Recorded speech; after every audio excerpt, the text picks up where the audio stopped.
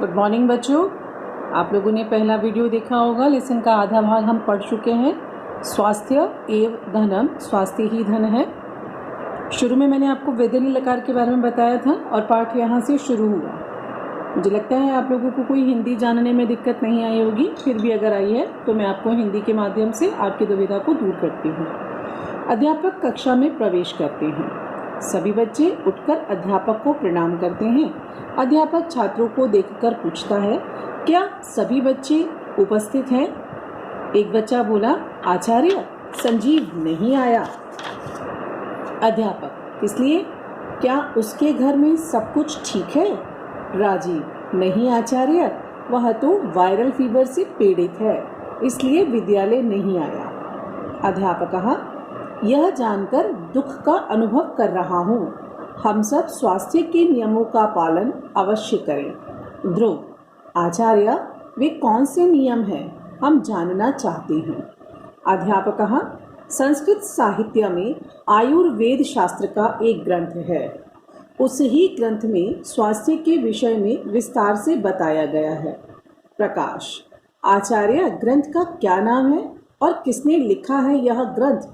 अध्यापक, यह महान ग्रंथ महर्षि चरक ने लिखा है। ग्रंथ का नाम चरक संहिता है। आज भी चिकित्सक इस ग्रंथ को ज्ञान बढ़ाने के लिए पढ़ते हैं। स्वास्थ्य ही धन है। शरीर से स्वस्थ लोग ही सुख को प्राप्त करने के लिए, पढ़ने के लिए, खेलने के लिए, धन कमाने के लिए और देश की उन्नति में योग्य बनते हैं। बच्चों, समझ में आया?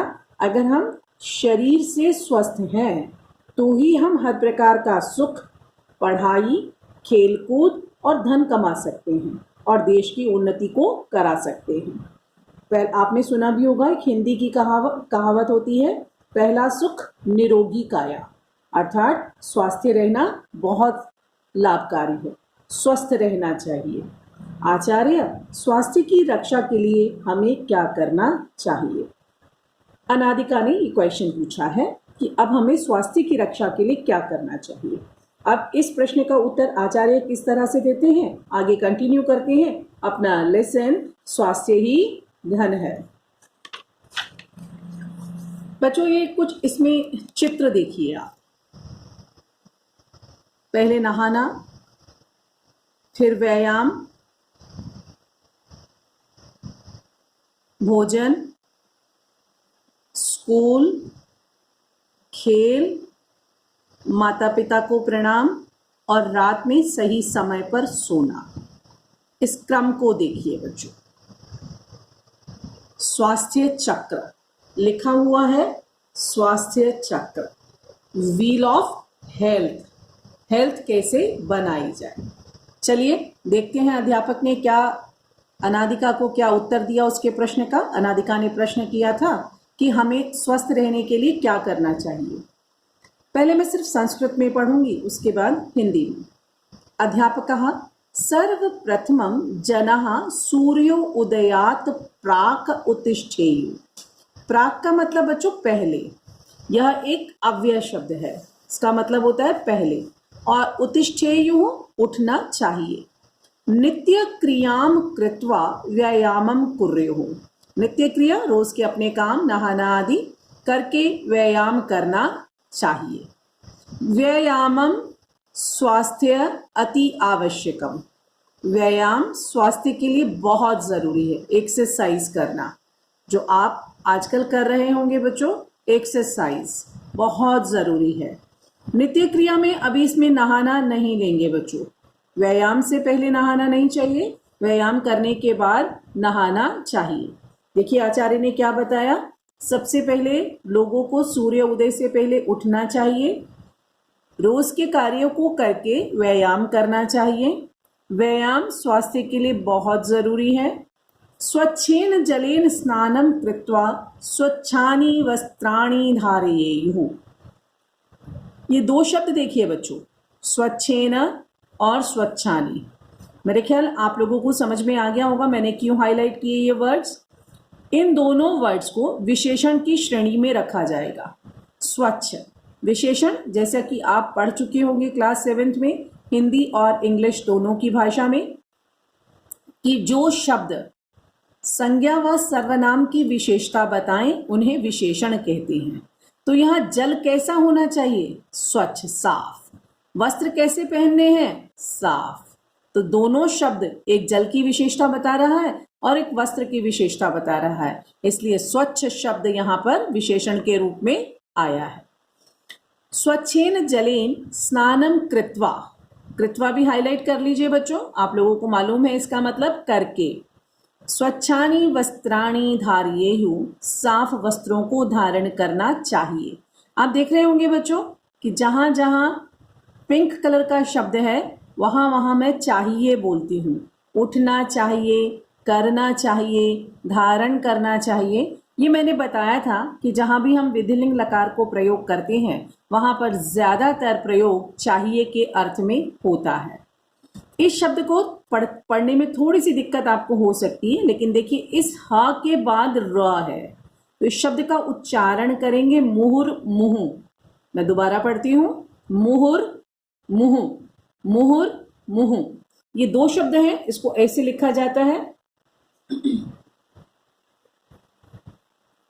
और विसर्ग संधि होने के कारण इस विसर्ग का र बनकर यहां पर ये आ जाता है, मुहुर मुहु।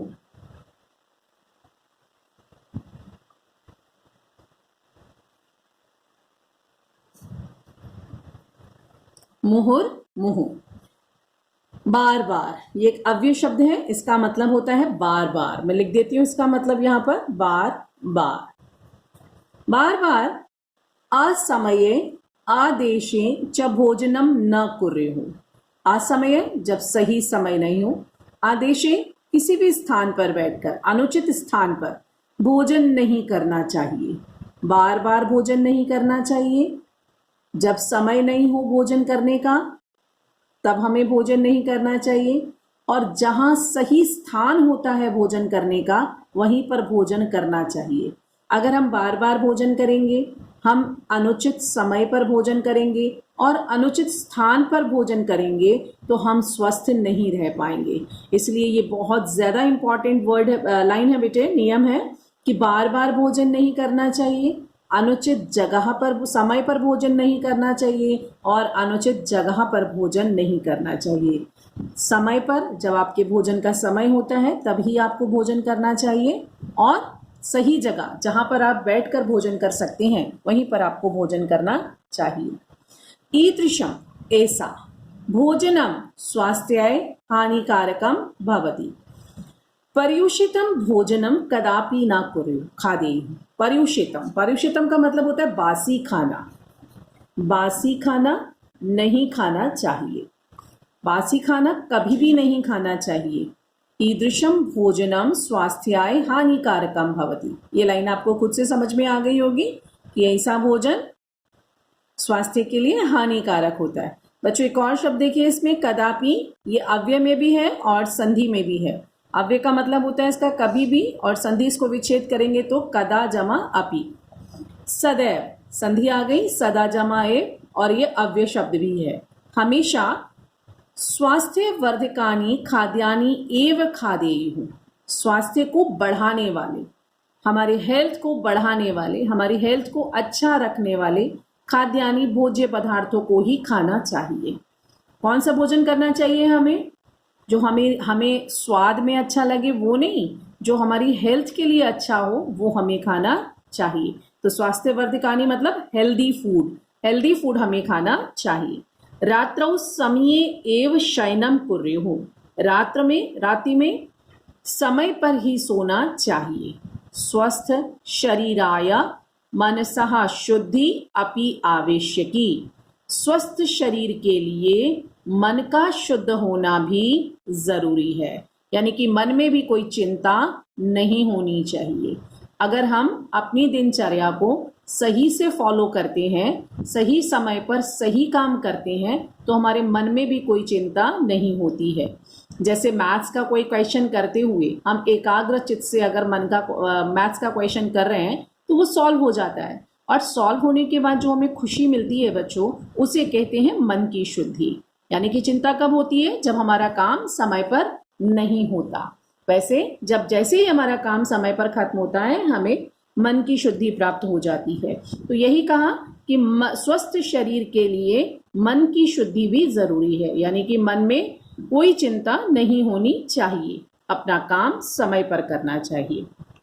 अतः जनः ईश्वरम आचार्यान गुरुन वृद्धान च अर्चयेहु। अतः एक अव्यय शब्द, इसलिए लोग ईश्वर को, आचार्य को, गुरुओं को और वृद्ध लोगों को अर्चयेहु सम्मान देना चाहिए। इसीलिए लोग ईश्वर को, आचार्य को, गुरुओं को और वृद्धों को सम्मान देना चाहिए। मनसः शुद्धि सदा सत्यम विदेहु। मन की शुद्धि के लिए, यानी कि मन में कोई चिंता ना हो, इसके लिए हमेशा हमें सत्य बोलना चाहिए। सुनते भी हैं आप, सत्यमेव जयते, अर्थात अगर हमें जीतना है तो सत्य का पालन करना चाहिए। असत्य का पालन तो वो करते हैं जिन्हें हारना होता है बच्चों। इसलिए ध्यान रखना, अगर मन को शुद्ध रखना है, मन को स्वस्थ रखना है, तो हमेशा सच बोलना चाहिए। प्रियम वदेयु, प्यारा बोलना चाहिए। किसी के प्रति अप्रिय वचन नहीं कहने चाहिए, यानी कि जो वचन हमें अपने लिए अच्छे नहीं लगते, हमें दूसरे के लिए भी कहने नहीं चाहिए। सज्जना नाम संगतिम च कुर्युः, और सज्जन यानी कि अच्छे लोगों की संगति को करना चाहिए। बेटे संगति के बारे में तो आपने बहुत सारे एग्जाम्पल्स को सुना होगा। अपनी मम्मी से आप सुन भी सकते हैं और पूछ भी सकते हैं कि संगति का क्या असर होता है।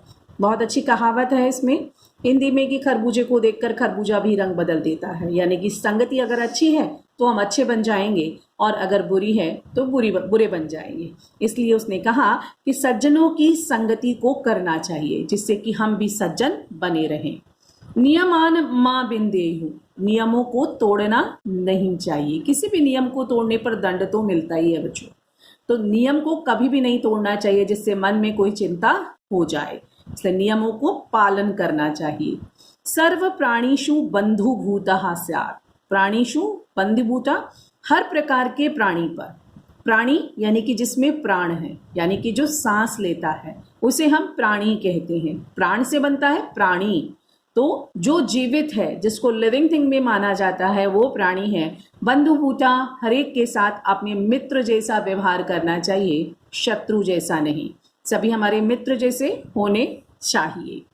एतेषां नियमानां पालनं कृत्वा जनाः सदैव मनसा शरीरेण च स्वस्थः भवितुं शक्नुवन्ति। इन नियमों का पालन करके मनुष्य हमेशा मन से और शरीर से स्वस्थ रह सकते हैं। दोबारा देखिए लाइन बेटे, एतेषां नियमानां, इन नियमों का पालनम कृत्वा, पालन करके, जनः सदैव, लोग हमेशा मन से और शरीर से स्वस्थ रह सकते हैं। स्वस्थ नागरिकै देशः अपि उन्नयति, और स्वस्थ नागरिकों से देश भी उन्नति को करता है। तो बच्चों हमने देखा यहाँ पर स्वस्थ ही शरीर आ गया, ये हो गया विशेषण। एक और शब्द देखा हमने कृत्वा, यहाँ पर देखा नागरिक, नगर जमा ठक प्रत्यय से बना, फिर भवितुम भू जमा तुमुन प्रत्यय से बना। इस तरह से आप अपनी ग्रामर को भी यहाँ से रिवाइज कर सकते हैं। अपि का मतलब भी। सर्वे छात्रा, जब आचार्य ने अपनी बात को कह दिया तो सभी बच्चों ने कहा अद्य वयम ज्ञानम अविंदाम। अविंदाम का मतलब प्राप्त कर लिया। आज हमने ज्ञान को प्राप्त कर लिया। यत की, जैसे इंग्लिश में आप इफ कहते हैं, इस तरह से संस्कृत में यत होता है और ये एक अव्यय शब्द है।